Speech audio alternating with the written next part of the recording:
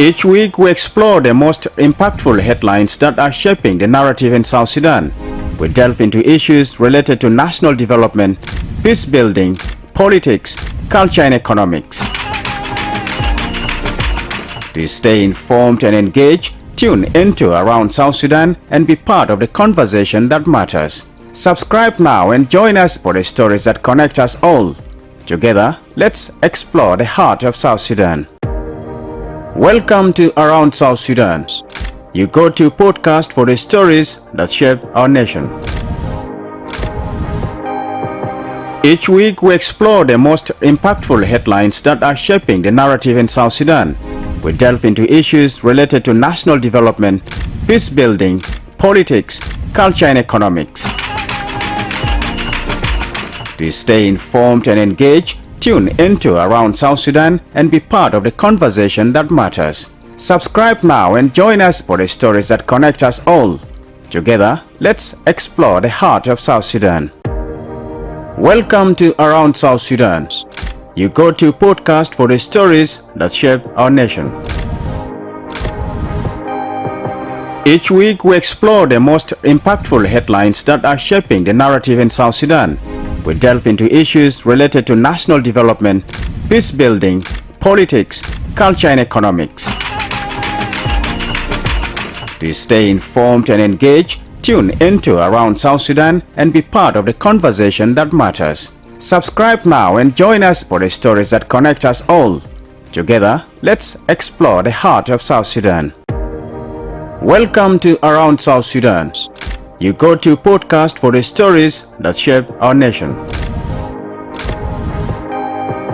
Each week we explore the most impactful headlines that are shaping the narrative in South Sudan. We delve into issues related to national development, peace building, politics, culture and economics. To stay informed and engaged, tune into Around South Sudan and be part of the conversation that matters. Subscribe now and join us for the stories that connect us all. Together, let's explore the heart of South Sudan. Welcome to Around South Sudan. You go to podcast for the stories that shape our nation. Each week we explore the most impactful headlines that are shaping the narrative in South Sudan. We delve into issues related to national development, connect us all. Together, let's explore the heart of South Sudan. Welcome to Around South Sudan. You go to podcast for the stories that shape our nation. Each week we explore the most impactful headlines that are shaping the narrative in South Sudan. We delve into issues related to national development, peace building, politics, culture and economics. To stay informed and engaged, tune into Around South Sudan and be part of the conversation that matters. Subscribe now and join us for the stories that connect us all. Together, let's explore the heart of South Sudan. Welcome to Around South Sudan. You go to podcast for the stories that shape our nation. Each week we explore the most impactful headlines that are shaping the narrative in South Sudan.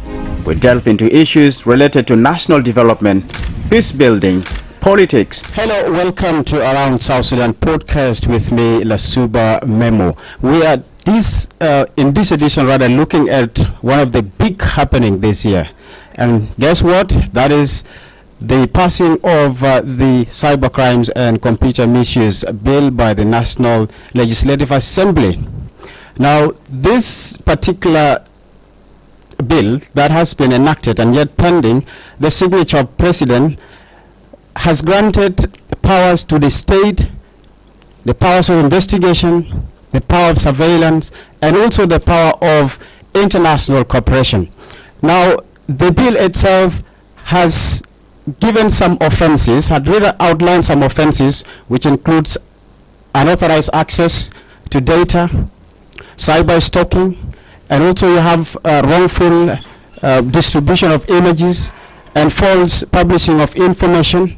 We're looking, this actually the legal language used, but we're looking beyond that. How can this redefine the way you and I use the internet And today we're going to look or delve into this and discuss thoroughly how is this going to impact us as users.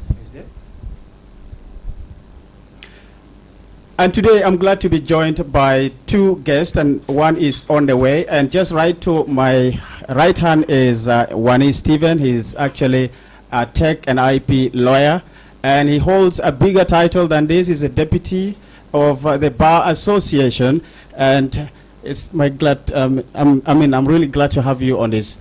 Thank you so much. I am the Deputy Secretary General. Deputy in the South Secretary. Sudan Bar Thank you Association. for that correction. You can see I'm a bit shaky because that's a very big title, and hosting actually a lawyer of that caliber, it's so really, really important. And of course, right to my face is a tech expert, and he is Rachel Hakimi. It's my pleasure having you on this platform for the first time, although you came twice on iRadio. Thank you so much. Now we're talking about this big elephant today, and that is the cyber crimes and computer misuse bill that has been enacted by the National Legislative Assembly. And this bill, pending the signature of President, has earned mixed reactions from members of the public. And there were other people who say it was not really there was no enough consultation done over this bill, although this bill has overstayed before its passing this week. And just before we get into understanding or more questions regarding the bill, I just want you, lawyer Wani, to take us through, for the sake of our viewers, what are these provisions within this bill we're talking about? Okay, thank you so much. I think I would talk generally about this bill. The cyber crimes and computer misuse provisional, I'm still in the provisional order era. The South Sudan Cyber Crimes and Computer Misuse Bill 2025, it's actually a law that aims to provide a regulatory framework and also institutional framework that will govern conduct on cyberspace. So it is not limited to the few provisions that you have mentioned. The provisions that you have mentioned is some of the provisions within this law or within this bill. However, it aims to provide a general regulatory framework to to govern cyber security, or let me say cyber crimes. Because as you're speaking now, if I have a bank account, or even the audience, anyone from the audience, many of us have bank accounts. If someone hacked your bank account, as we're speaking now, there is limited provisions that can actually bring them into book. One. Two, if someone, for example, impersonated your personality on social media, created a profile with your, pictures and everything, and they're now speaking as you are, and committing crimes in your name, there is little to no legal framework to prosecute them. If I have a company, for example, like Rachel, she has a company, right? She will speak to us more about it later. If someone hacks the company's network, right, and got control over the company and asking her to give a very huge amount of money so they can give access back to her, there is little to no provision that can actually bring them to book. So this law or this bill attempts to at least address some of these things. Yes, within the law there are certain provisions like the ones that you've mentioned, false information, pornographic, criminalizing pornographic content, especially revenge porn and so forth. And some of these things are mixed. A lot of us would want to say, no, it is my right, I should be able to do that. But then, as much as we have these rights, we also have obligations and we have responsibilities towards other people. So this is what this law aims to regulate, providing a regulatory framework and an institutional framework that at least if someone commit a crime against me, against my computer, against, at least I would know where to go. It is a basic, this is not a perfect law, of course. There is no perfect law.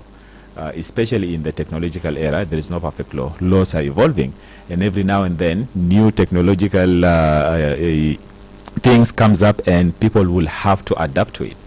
But at least this one is a basic ground. It's like a foundation. You know, if you want to build a house, you need to start from somewhere. And this law is that foundation, whereby we know at least now we have a foundation to, you know, hold those people who want to use the internet, who wants to use their tech knowledge to commit crime for whatever reason, either for profit, for gain, for whatever reason that they want to, you know, to use this technology to commit crime for. At least we know that there is a foundation that we can now step in to prosecute them. Yeah. So, Rachel, when you learned that the parliament enacted the bill, so what was your reaction like? Well, I was so excited because finally we can be able to control the internet. I felt in some point whereby, especially from last year, if you could see our social media platforms, it was more aggressiveness than education. Yeah. Look at other people's platform. They're more into educative content. They're more into ways of how they can be creative to earn money. No matter how silly it might look like, but they make sure they use their talents to earn from the platforms. But come to our side. More of body shaming, which is cyberbullying, more of cyber talks, more of revenge pornography, as you say, whereby you find, oh, out of a blue, someone's picture or video of doing the deed somewhere exploded on the internet. And you found that you find that it's very risky for us to be in a community whereby now internet is the mainframe of another lifestyle, that people literally use it in the wrong way than the right way. Yeah. Misinformation as well, spread it all over internet. And you find that every information doesn't match the same. And in some point, the biggest part where I felt this truly is going to put us together is the fact that we put false information about our nation to the public. And when you travel somewhere, people pick that because that's what they know. But they don't know in reality, on ground, it's something else. So I was very excited, and I felt like finally we got the time now to control individuals online. So you see this as a safeguard? Yeah, I see it so. And I see it's going to prevent a lot of uninformative or uneducational content for our youngsters, our youth, and even our elderly in the community. If you look at some of the provisions, Wani, in terms of publication of false information and offensive communication, how might these provisions really resonate with, let's say, journalists or bloggers and critics? Well, I think to me, you know, when we're talking about the balance, is where is the balance? How do we, where do we get the moral standing to say this is false and this is wrong? Right. Who is that judge, or who is that institution that we say, I know what is right, so all the things that you say which is wrong to what I know, it is false, and then you will be held accountable. And that's a very tricky question to answer, because we know from experience, even politicians, you know, who are holding constitutional post holders, sometimes they make statements that can be deemed as false. So who becomes that arbiter for the truth? Who becomes that person that says, you have done something wrong, you know, what you said is false, and you should be held accountable, especially in line with some professions, you know, journalists, for example. When we're talking about that in line with these professions, because you've raised that, journalists have a very clear code of ethics, you know, the code of conduct for journalists that guides how, you know, journalists are supposed to conduct their business, you know, and within our laws, there is, even within journalism, you cannot say that you will always be there publishing wrong information, and you want to be left alone to continue in that. You know, because people benefit from the news that journalists make, you know. For example, iRadio. One of the reasons why a lot of people listen to iRadio is because they have, you know, like they keep up with the daily news that are happening. Now imagine an institution like iRadio, if one day You have decided to just go crazy, and all the information that you're posting is wrong. Someone who is all the way deep down in the village, who has access to no other information, and the only information that they're getting is this wrong information, they would believe it. And when they believe it, sometimes they will act upon it.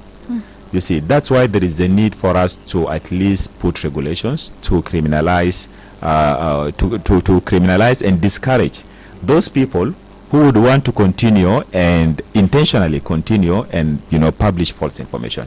This does not mean that journalists have that intention, but if there is a journalist there who just pick it upon himself, I'm just going to my media or my platform is just for false information. Such journalists, of course, should be held accountable, because our platforms have impact, and as journalists we need to live up to the impact of our platforms. So it's kind of going to put a line between professional information and, let's say, information that we see on social media. Don't you think that that is the case?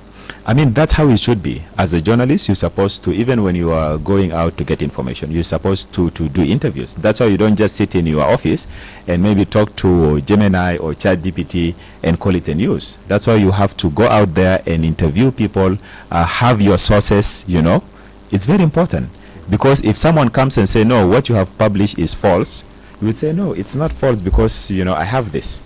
I have this document. This is what, let's say, the Ministry of Justice, for example, have done or say, and this is it. But without that, we risk to leave the information market very open and very diluted, to an extent that people would not be able to know, which information is true and which one is wrong. So this provision is basically. How about opinion writers in this case? No, we didn't. So when we're talking about the line, right? When we're talking about the line, when you're expressing your opinion, you have a right to express your opinion. This is based on our Constitution, Article 22 of the Constitution, that provides for freedom of expression, even under the Universal Declaration of Human Rights, the African Charter for Human Rights. All this legal framework provides that you have the right to express your opinion. But also within that, you must also have this opinion that you're expressing. Based on facts. Exactly. So that becomes the baseline, because even international legal framework that provides for that is very clear on it. Right. Yeah. And you're talking about the unfilthiness of social media nowadays, and you're saying the law has come at the right time. I'm just looking at the plight of, let's say, how this bill is going to protect vulnerable groups, because also we're looking how legitimate protection, or how do we actually balance that legitimate protection with the risk of overreach? All right. So first of all, maybe me as Rochelle, I'll understand the bill, and I'll get it right away, and I'll adjust my behavior in case I'm one of the bullies. All right. But then I feel like, okay, for us to balance that, we really need to make enough visible campaigns to people who have less knowledge of what they do. At times, this can also result from lack of awareness of information as an individual. You think that if I am to bring my phone or bring my camera, put my recording, insult someone, diss someone, or say anything, that itself, I am creating a content, or I'm creating that visibility for my content on my platform to gain the brand that it should be. There's some blogs today that gain popularity out of false information and out of cyberbullying, and people really love it, they enjoy it. But I believe if that information or the constitution, it's broken down to a level whereby every single person within the country can be able to understand exactly what it is all about. How am I going to behave myself? How am I going to be protected? It's both sides, those who does it and those who are victims of it. If both of them know the law itself, broken to them, digested to them, and they understand exactly their right about it as a victim, and also the bullies themselves who are actually playing the role into making other people vulnerable, I think both parties will be able now to understand what will be their take. Second to that, I feel also to get them the details, what it takes for you, or does it happen, or what happens whenever you are part of the crime. Is it fine? Is it imprisonment? Is it that? Because if someone knows the danger of what they're involving themselves into, I think that way itself will enable them to stop what they're doing. And also as victims, it is the right time now for you to get your right. How will you get your right? Get to read about the bill. Get to understand how it works, get to know what it is all about, and to share the information to people.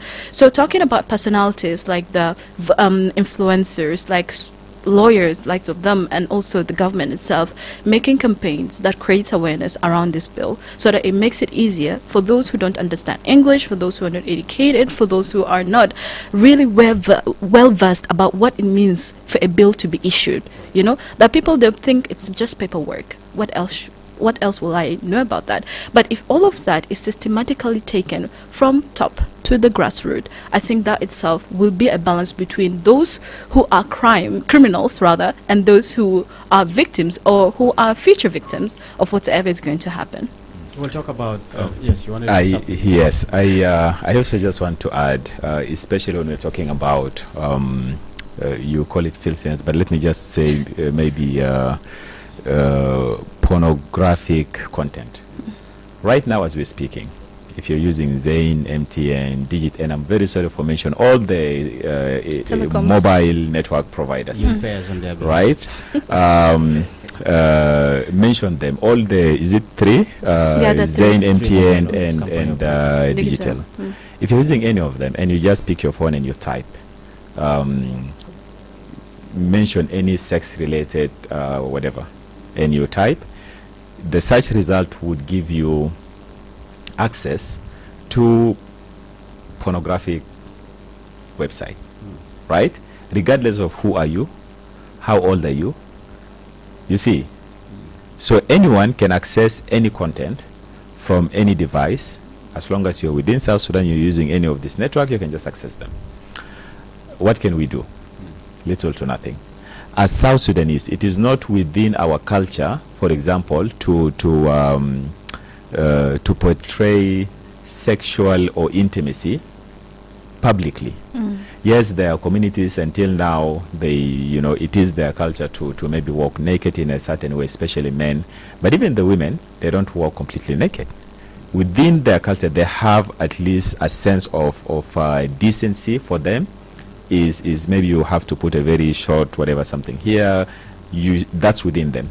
But you'd never, even within this community, you would never see someone who's having sex with another in the public and other people are watching. It doesn't happen. So why would we allow in the internet, in our internet, that people, anyone, even children, should be able to watch that? This is the question. And when we talk about such content, is because we know that children can access. I mean, today I have a very young 3-year-old boy in my house. He has his tabs. The tablet is connected to the internet, and at least with me, I can have the parental guiding set up and all that. But a lot of families do not have that. So sometimes, even by mistake, a child can get access to this content. So this law at least tries to put some of these things in place. Then from there, at least some of us can now approach the mobile service providers and say, hey guys, there is this law that provides that for this. So how do we tailor it? How do we still, we're not saying that completely ban it, because some people will say it is their right to access such content, especially mature people, adult people above 18 and so forth. But we want to say, how do we make it difficult for someone who is under 18, for example, to access it? If, for God forsake, for whatever reason, you, for example, you had a sexual, intimate relationship with someone in a very confined settings, and when people in love, sometimes you are there, you're enjoying yourself, taking selfies, videos, and all that, and one day that intimacy or that relationship ended. But your partner has this content. He or she has this content. And sometimes, when you break up with someone, or when someone breaks up with you, there is that feeling of lost. And you feel like, like, we have to be together in this. And then they'll be like, no, this lady or this guy, I'm going to show him or her. And then you start threatening. It's like, hey, if you don't, get back to me in a relationship. You remember those videos? I will post them. And then sometimes you'll be there, your heart is very, no, you don't even have those photos, or you don't even have those videos. Then they'll send you one. Like, you see, I have them. If you don't agree to get back with me in a relationship, I will post this content. And that is what is termed as revenge porn. So why would we allow such people to get away with such act? Why do we allow people who would want to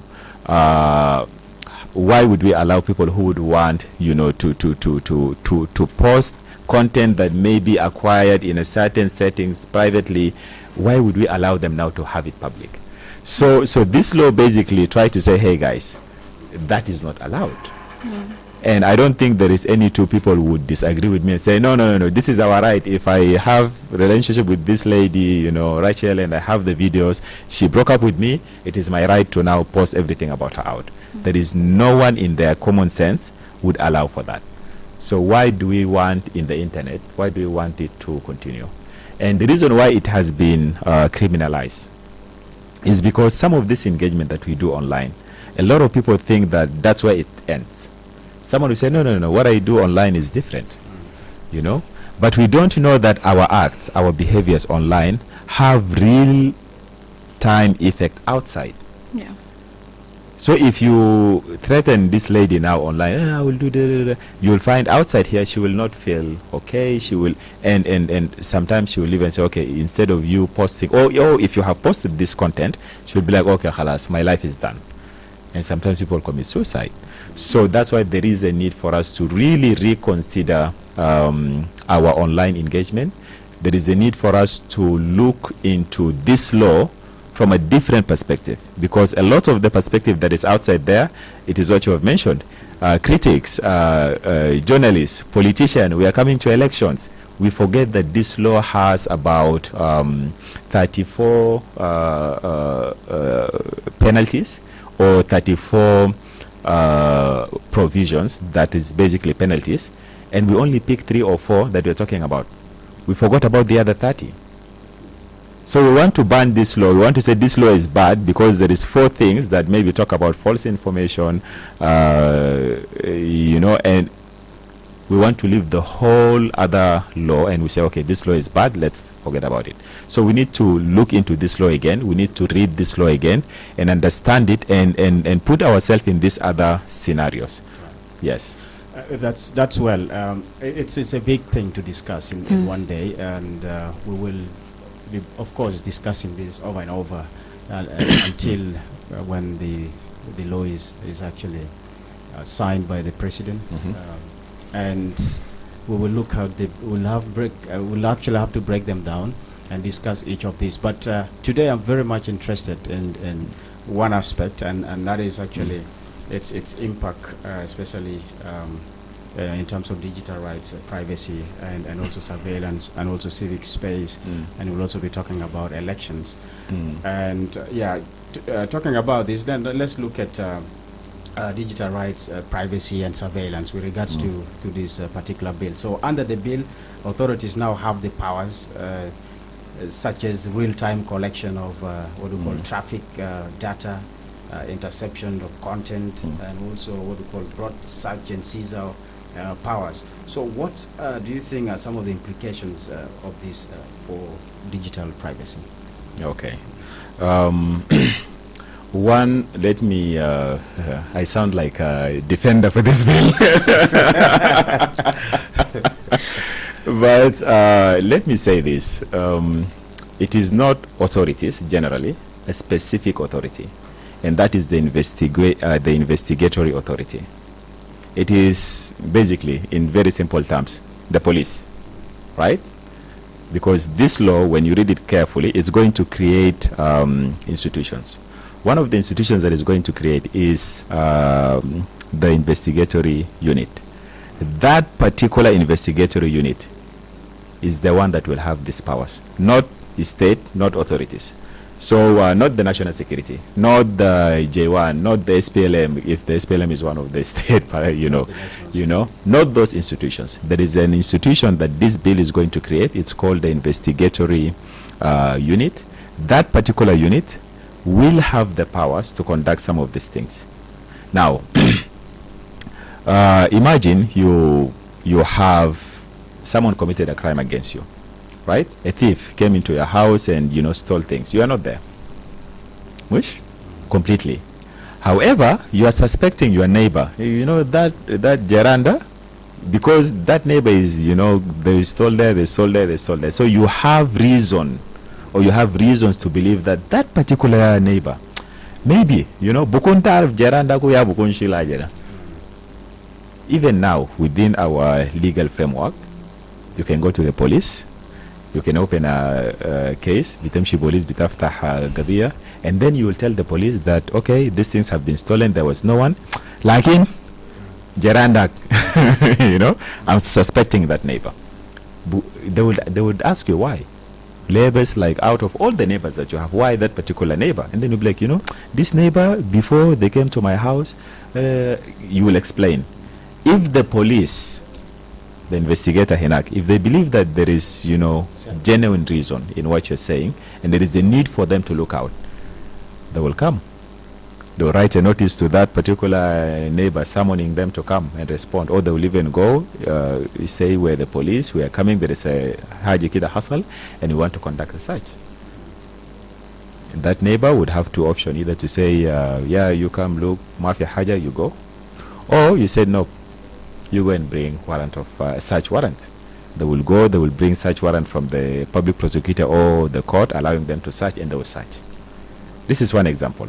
The other example, all of us, every now and then, from your house, from work to home, the officers who stop you at the road to search you, which you are very okay with it. But is it legitimate? I'm going to come back for that. We're okay with it. Why? Because that search was not made just for best circuit kid out of a blue, but because they believe that maybe the security situation is going tense and there is a need to deter criminals. There is a need to ensure that people do not carry weapons in their vehicles that are not necessarily licensed or registered, and they conduct the search. Now let me come back to this law. Within this law, section 46, I think. Section 46 provides for the limitations. Yes, this particular investigatory unit has the rights to now, do the search and all that, provided that they take from the court. They take an approval from the court that there is this things happening and they're suspecting XYZ and they want a search warrant or they want a seizure warrant, and then they can be granted that.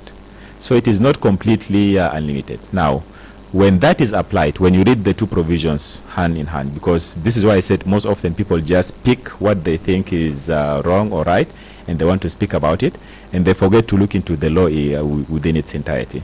So if the investigatory unit has the powers to conduct the search, provided that they take the search warrant from the court, I think the concerns about privacy is duly addressed in that manner, because even within our Civil Procedure Act, it is the High Court that allows for such warrant. So this needs to be very clear. Yes, such powers can be, we're not living in a perfect, we are not living in a perfect world. Our investigators, our police, our government is not a perfect government. There is no perfect government all over the world. And our government is living in this world where there is no perfect government. So it is literally impossible for us to expect perfection from our government when it's living in this world that is imperfect. So yes, there will be a lot of not a lot, but there is a possibility of such provisions being misused. Even now within our different legal framework, sometimes someone will just get someone and say, this one, go fulujua, without proper procedures. This is abuse. The police sometimes, or in the past, used to allow for it. This is abuse. But there is mechanism that is usually put in place for such people to be brought to book. Right. Yes. Rachel, any take? Well, what Winnie has said is extremely right, but to me, I will advocate for this. I always feel like most of the time, when we don't know something or we have no idea about a particular thing, we let it happen. as he has clearly broken it down. For someone out there who has been locked without knowing their right or anything, will be like, okay, so when you have said this, next time I'm not going to get this mess happening to me and everything. So educating yourself as an individual is the most important thing. When we say educating yourself, it doesn't mean going back to school for you to know what is happening and how it is going to be. So it's basically about everything that your country does. What's your right? How are you supposed to get your right? How exactly are you going to protect yourself? And how are you going to also protect your community and your younger ones? So it's very important, as South Sudanese, we need to take the habit of always identifying ourselves by educating ourselves as much as possible about our laws and policies, so that we get it right or either defend ourselves in case of any other circumstance that happens. So Let me just read this, huh? So at least we are talking of. So this is what it says. 46. It says production of order. So this investigatory unit actually have the right to produce an order for such, and it says that's where the disclosure of data is required for the purpose of a criminal investigation or prosecution of an offense, the investigatory authority may make an application to the court for an order compelling a person in South Sudan to submit the. So you see, there is a need. So it is not an absolute power where this investigatory body just wakes up one day and say, okay, I want to search, I want to seize, and then they just go out of their own head and do it. They make an order. They make an application to the court, and usually, with courts, sometimes they will approve, sometimes they will reject the applications based on the reasons in the applications. So you make the investigatory unit will make an application to the court that we want this person to provide this. You see, so again, there is a need for us to really read the law. I know a lot of people out there would be advocating. They would just hear one word, halas. That is their point of advocacy. Yeah. Tawali, Bimshukida, they would provide a very good concept note, 2, 3, 4 pages, run with it to the donors, they get money, and they want just because of that one provision. And I've always been telling people, read. If you read, you would know what you're speaking about. If you read, you will have an opinion, a very informed opinion. Then you can say, okay, I'm speaking this because I've read this, not only just one section that I think is problematic, but I've read this section, and I've read this section, and I think this too, this is what they provide for. And I am available. I'm always available. Talking about privacy, just imagine I'm walking on one of the streets, and just because of my look or by my look, a security personnel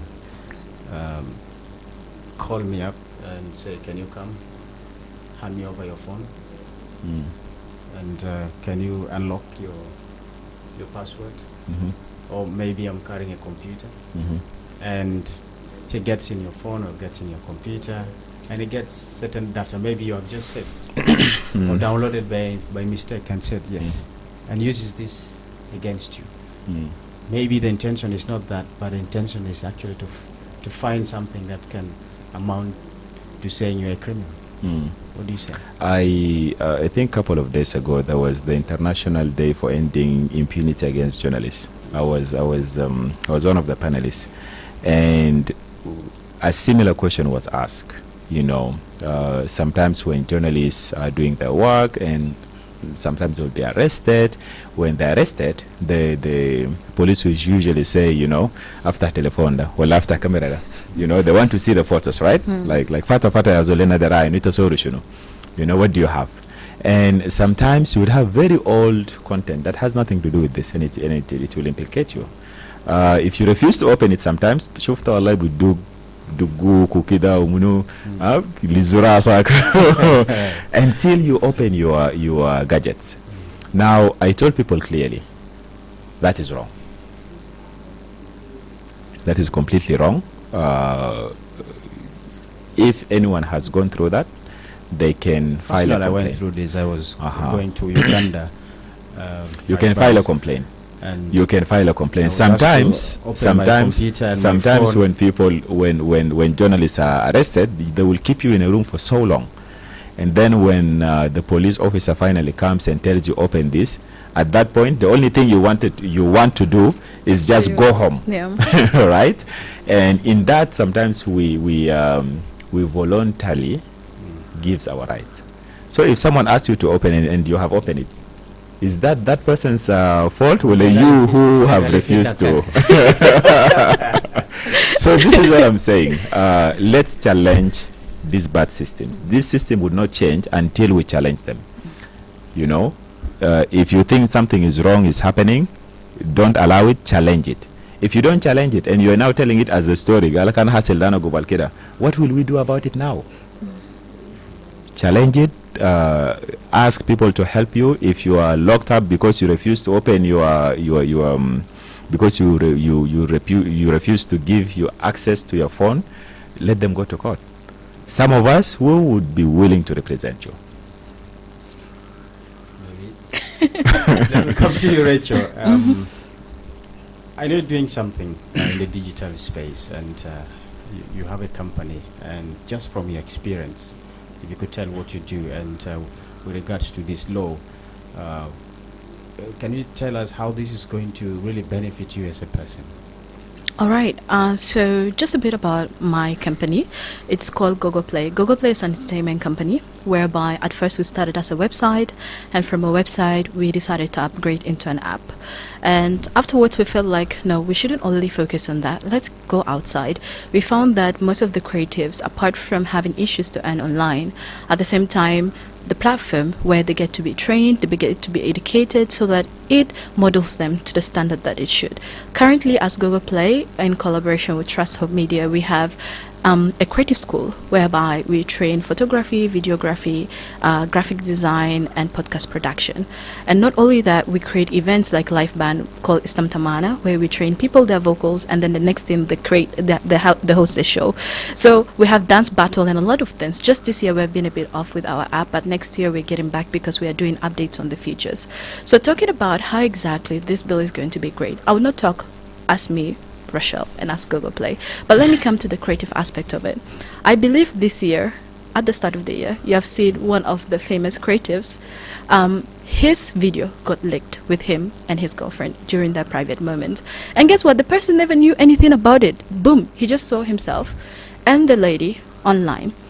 How is it going to affect his image? How is it going to affect the lady? Like, she got more affected compared to the person. And as Wani have stated something, it's not only about being online, but also the physical and mental being of that person will be destroyed. Always. And one thing about South Sudanese, when you're identified not with the good, but with the bad, they'll be like, oh, Filan, yeah, the one that the video got leaked, you know. And I found that with this bill, it's going to be very important. We forgot the fact or the part whereby people do revenge. But you find that someone knows your password, unlocks it, transfer every data within your phone to theirs, and then sends it. And now to you, especially if you're popular and you have several people that have access to your gadget, you'll be wondering who did that. You'll be questioning yourself, you'll be questioning your cycle, and it creates that kind of an environment that's not safe for you as an individual. So this bill is going to be of support to the creative industry in large number. At the same time, there's this thing of cyberbullying. There's one of the beauty pageants that have always been trolled online.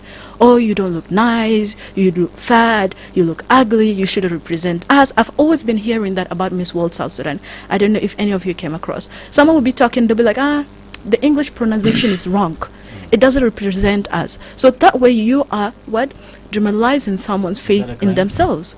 That's a crime, of course. I cannot be told, like, online to be said that you're ugly, you are bullying me. Someone will say if you're ugly, you're ugly. No, that one is bad. Mentally, you're affecting someone's mental health. You know, nowadays, mental health is something really big. Yeah. And also in other countries, there's something called emotional damage, that even you can take someone and put them up in jail because emotionally they have damaged you. You see, so I feel like this is going to be of a huge support, whereby women particularly are going to be relieved from all this stress, whereby sometimes you find that someone have been snapped during their private time sleeping and then put up online. And I can identify some blogs that have done that some time back. And you just be wondering, why can't you respect that person's privacy? So as creative in the industry or someone who advocates for people to always be respected online, I feel this is the right time whereby that is going to elevate the confidence of a lot of people not to be again trolled or bullied online, or either talk negatively or either attacked online, no matter what the case is. Talking about somebody getting access to your computer or even your phone by logging into your passwords, and I think it's going to deter this and create fear in individuals with these habits, isn't it? Because exactly, they know there is already a law that can punish you for doing that. Yeah. Now the thing is, how can I identify the person, especially if a lot of people are in the same cycle? But individually, I'll come to you like, yo, we are going right now. But then to have many, so one thing I will always say is that, you know, anything that is so private, now phone became private. You know, it wasn't, before anyone can take picture with your phone and give it back to you. But anything that is so private and it's going to be used online, laptop, phone, iPad, just name them all. Make sure you alone have control of it. You alone as an individual, because we live in a society with people with dirty mind. Out of nowhere, spirit will enter and then boom, they spoil the little faith that you have in yourself. I think I'm not going to add anything on this, but there is a need for us to just be responsible in our use of our, media platforms, because there is a power that comes with that. I remember a couple of years ago I did the natural hair campaign. Oh, it yeah, was, I remember. Imagine, and that was powerful. It started as a complaint against, I think, one of the mobile network operators, always having in the advert, these girls with these wigs. I was like, but why? And I started this encouraging women to actually have, their natural hair. All of this was online, and encouraging women to just take pictures with their natural hair and post it. Eventually, the message reached to that particular mobile network operator, and I think now I have not seen anything that pisses me off nowadays. At least they have moderated, now. Even at some point, I've seen them having like South Sudanese with South Sudanese women with South Sudanese attire. Yeah, and it's becoming big now. And I was like, this is good. So we need to encourage ourselves to always have positive content. I know negative content, spark quickly, goes viral quickly, but then the implication of that, because whatever that we do, if we're trolling someone, it may have, a real life harm. It can actually cause them to have either physical or psychological harm. So let's try to be responsible. Let's know that some of these small things that we do, we think they're small, but sometimes they have very big negative impact to the people that we're doing it to. Now, service providers have a duty to moderate, unlawful online content. So what might this mean for platforms, and could it also lead to over censorship? And also, I'm wondering, with the weak internet infrastructure we have in the country, do these providers really have a strong safeguard against this content? But service providers are already doing that. Sure. So when they call service provider here, it is, I don't know what is your understanding, but service providers in the larger content. Facebook or Meta is a service provider. No, I mean Twitter or X is a service provider.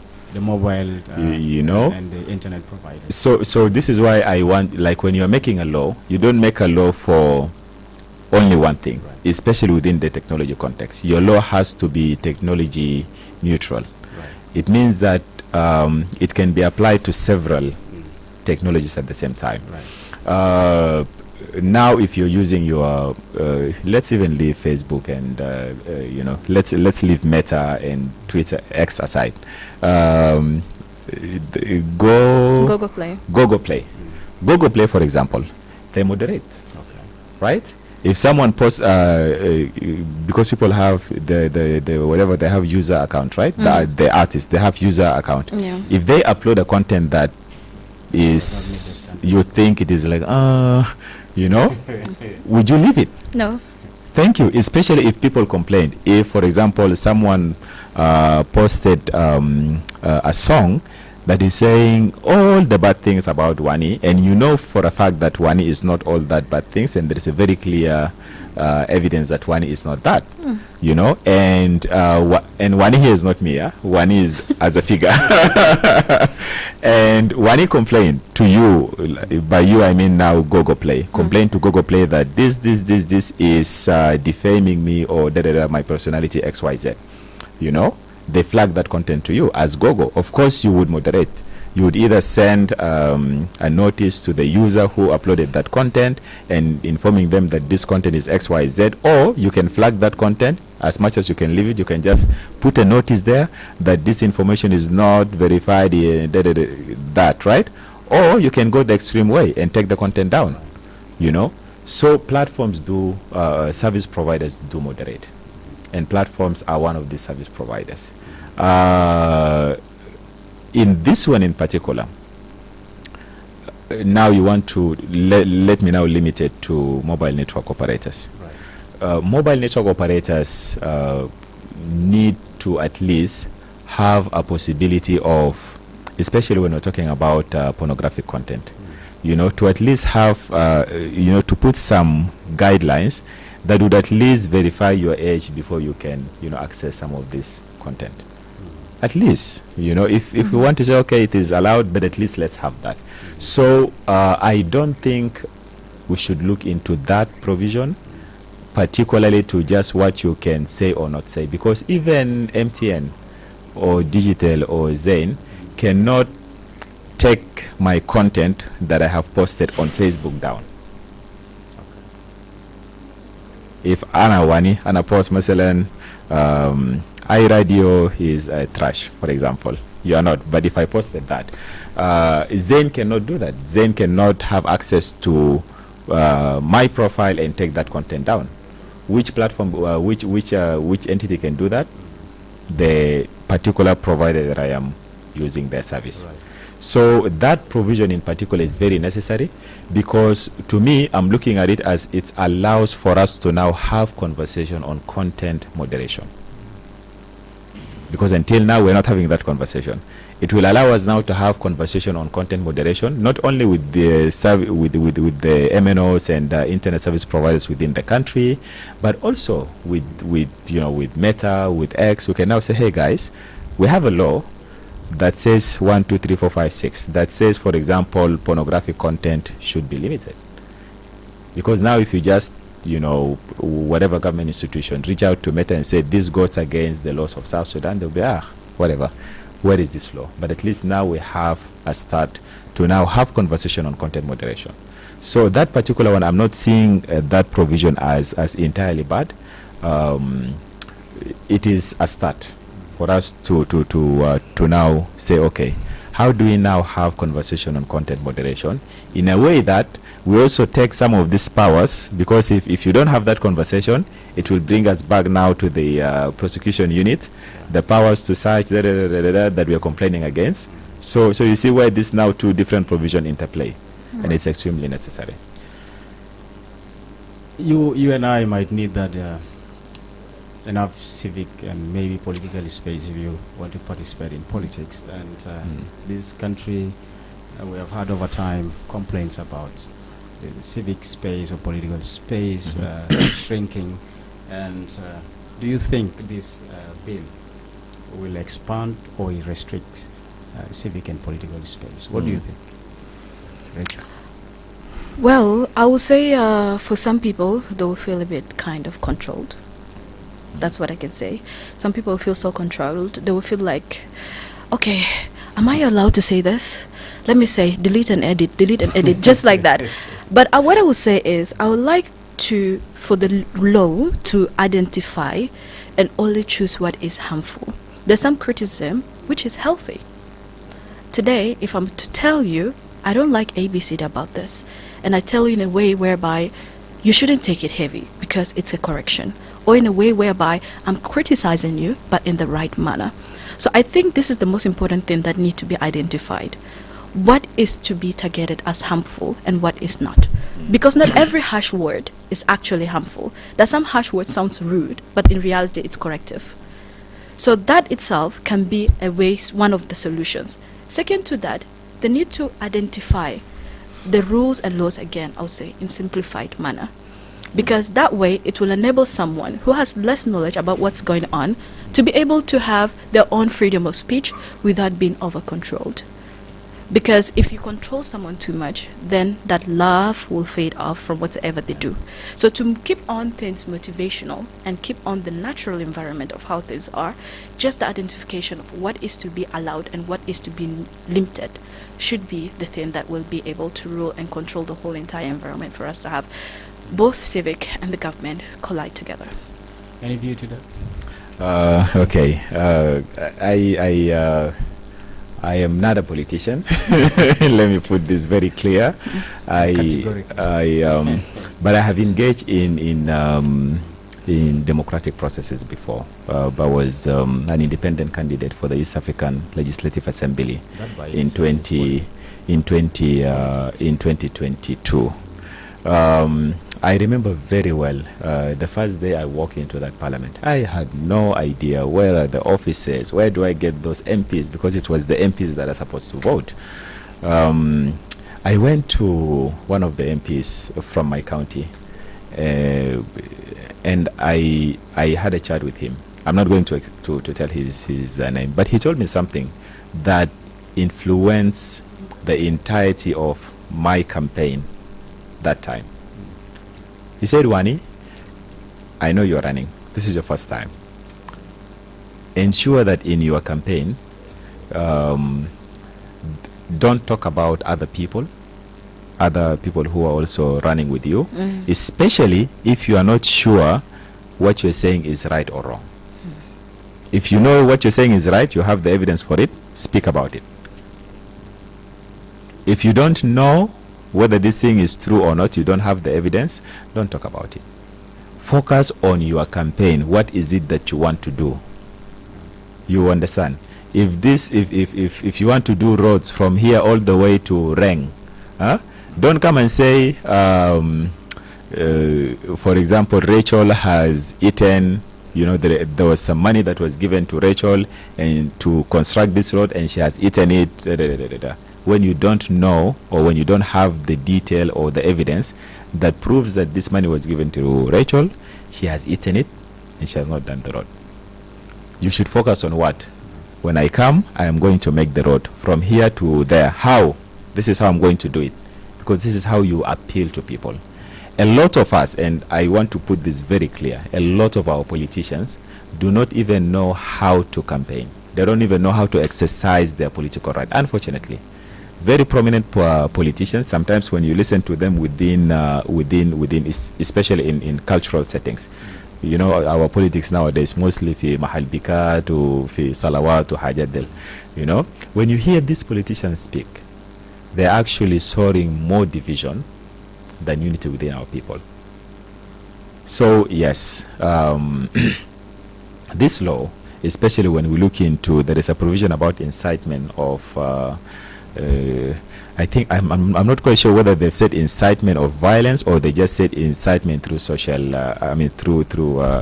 or just incitement. So if it's incitement, if it is incitement of violence, would we really allow someone to incite violence and we want to say, no, this is their right to continue, expressing expression that can incite violence within a community? Is that what we want as South Sudanese? Because we need to ask ourselves these questions. Do we want, for example, let me call my minister, do we want the Minister of Justice, for example, to go to his community and start inciting his community against another community? And we want to allow him to do that? Or any other person, leave the minister.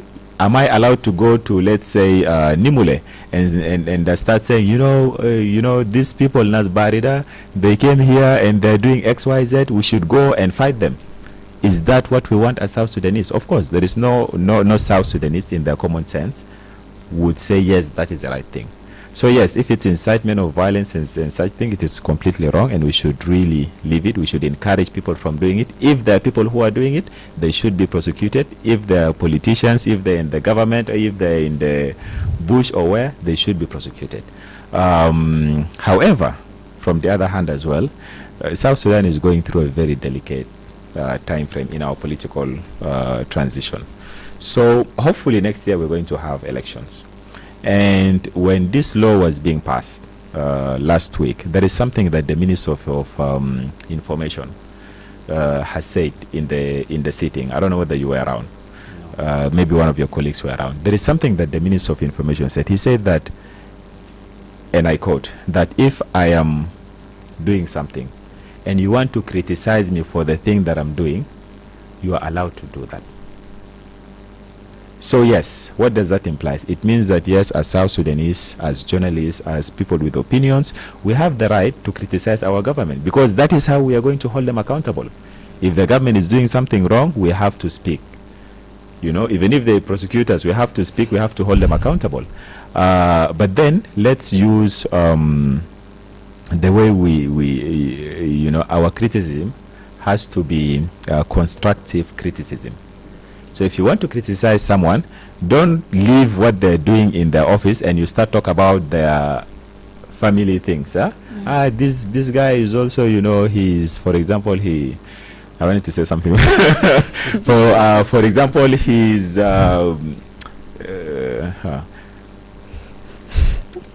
for example, he has a lot of women.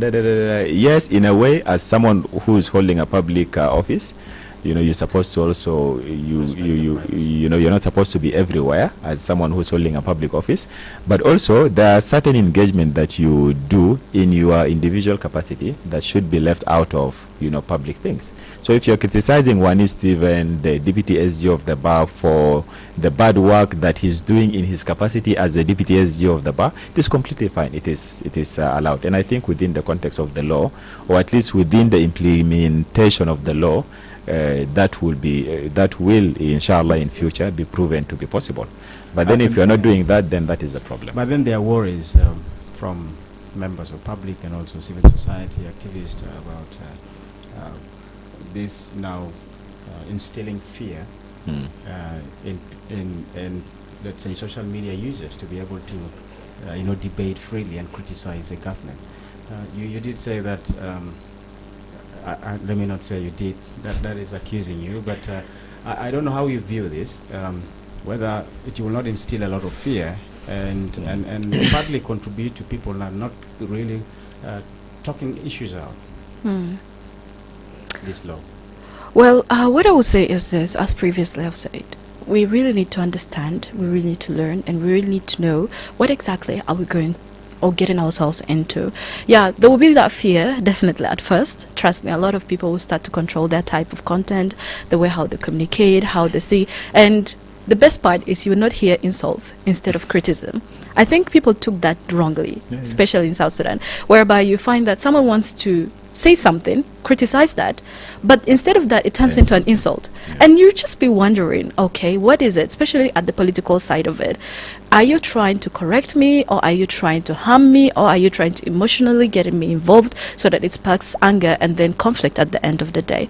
So what I would say is, once we are so educated about the thought of what information are we trying to display out there, be it negative or positive, that way it will enable us to be more professional. That's what I can say. Professionalism will be at its best, because currently what's happening, only few keeps professionalism. And you find that even for me to open a law case on someone, it can be very easy because they didn't control how information should flow. But this will enable them to have constructive information, constructive evidence, and ways of how exactly they can point fingers, and then they can be easily considered right than wrong. So just three things. Once you know your law, once you practice it, and once you know what you're going to say is right with full evidence and just, I think that way it will limit more of back and forth, but more of professional strategic information displayed to people. I also want to just say that this would actually make people to think before they act, before they post, right? it will make you think about this thing that you have written, the implication, the impact, and whether you have enough information, whether you have enough evidence to post it or not. So yes, this would make us to think before we just post. True. You know, so it is sort of good, because if you don't think, then who are you? Yeah.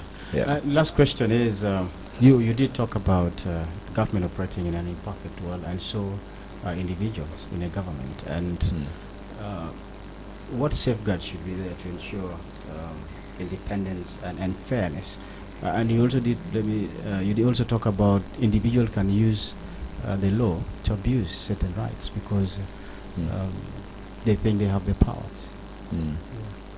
So what safeguards should be there to ensure there is that independence and fairness when implementing the law? From both of you. I think I will just say that one, this law is not perfect.